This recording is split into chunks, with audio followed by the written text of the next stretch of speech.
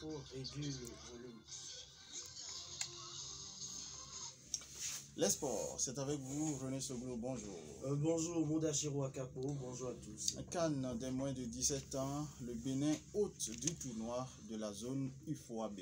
Le comité exécutif de la Confédération africaine de football a pris plusieurs résolutions pour l'organisation de ces compétitions ce week-end. Ainsi, le Bénin se voit confier l'organisation du tournoi qualificatif zone UFOAB de la Cannes U17 au Maroc en 2021.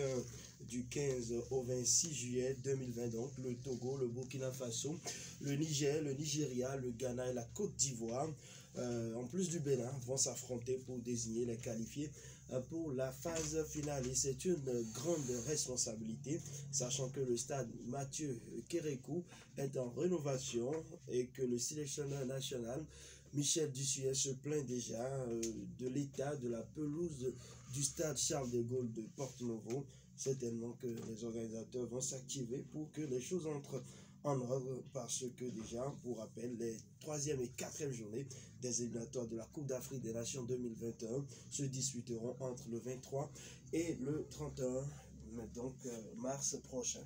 Et donc ça use de mettre les choses en place. Et hors du Bénin, on parle de Sidi Diallo qui va quitter désormais la Fédération ivoirienne de football. Président de la Fédération ivoirienne de football depuis 2011, Augustin Sidi Diallo ne briguera pas un 3e mandat.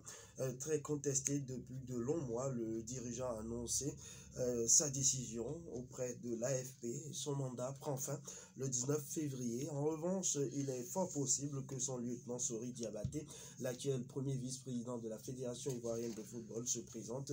Et pour rappel, Didier Drogba a annoncé au président de club ivoirien sa volonté de porter candidature donc pour cette élection, donc se porter candidat.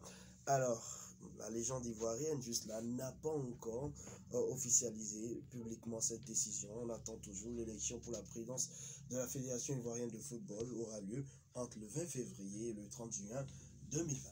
Et on parle maintenant de la Ligue des champions africaine. Les sanctions de la CAF tombent déjà sur Al-Hilal. Scène intolérable, incroyable même samedi lors du match déterminant de la Ligue des champions africaine entre Al-Hilal du Soudan et Al-Ali d'Égypte. À la 113e minute de jeu, les supporters du club soudanais ont envahi le terrain pour s'en prendre à l'arbitre de la rencontre, le Marocain Redouane Jied. Et les forces de l'ordre ont dû intervenir en plein match pour protéger l'officiel.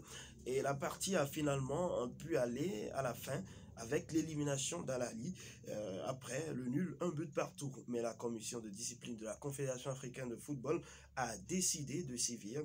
Le club soudanais écope donc de 4 matchs à huis clos et de $100 000 d'amende, dont 50 avec sursis.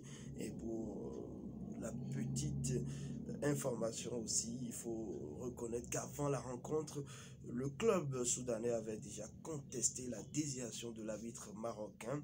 C'est certainement sans doute ce qui a accentué le climat électrique de la rencontre. D'accord. Et puis, cette question, que s'est-il passé avec le cas Gervinho? On entend dire qu'il a été écarté par Parme. C'est bien cela, en Italie, pas de miracle pour Gervinho, déterminé à quitter Parme durant le mercato d'hiver. L'ailier de 32 ans avait séché 3 séances d'entraînement la semaine dernière et son club avait fini par plier.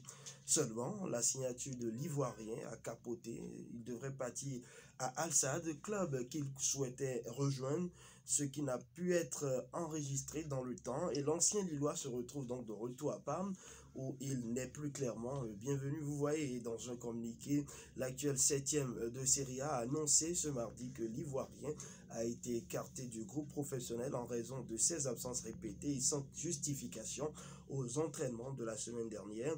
Gervinho suivra un programme d'entraînement individuel sous la direction du staff technique jusqu'à nouvel ordre et reverra-t-on bien évidemment le vainqueur de la CAN 2015 avec Parme. On ne pourra vraiment pas le dire, rien n'est moins sûr. Dans les jours à venir, on verra si sa situation va s'améliorer. En tout cas, c'est le propre des joueurs d'aller au bras de fer très rapidement avec leur club pour quitter. Et quand ça ne marche pas, c'est toujours difficile. Souvent difficile, ça c'est vrai. Et pour finir ce matin, on fait le tour d'Europe avec quelques résultats. Hier, le Paris Saint-Germain a gagné, mais difficilement. Oui, très difficilement. Le Paris Saint-Germain s'est imposé à Nantes 2-1 avec une réalisation d'Icardi, mais surtout un grand Keylor Navas dans les buts.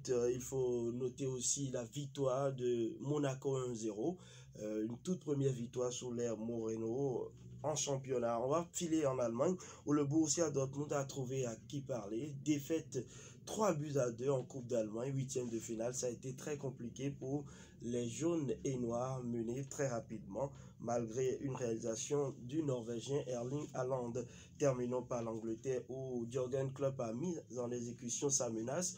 L'Angleterre qui fait reposer les joueurs de Premier League et donc Jürgen Klopp a décidé de faire jouer les jeunes. Mais ça a marché pour Liverpool qui s'est imposé 1-0 face à Shrewsbury, club de 3e division. C'est au cours de replay ce mardi soir du 5e tour de la FA Cup. Et là, au prochain tour, les Reds vont affronter Chelsea. A ajouté également que ça passe pour Newcastle. Les Magpies ont souffert, mais ils ont finalement éliminé Oxford, club de 3e division également. 3-2 après le nul, 0-0 à l'aller. Voilà, ce sera tout pour les sports ce matin. Merci à vous, René Soglo. C'était les sports. Dans un instant, le coup de fil du jour, l'invité en studio. Mais avant, on marque une courte pause.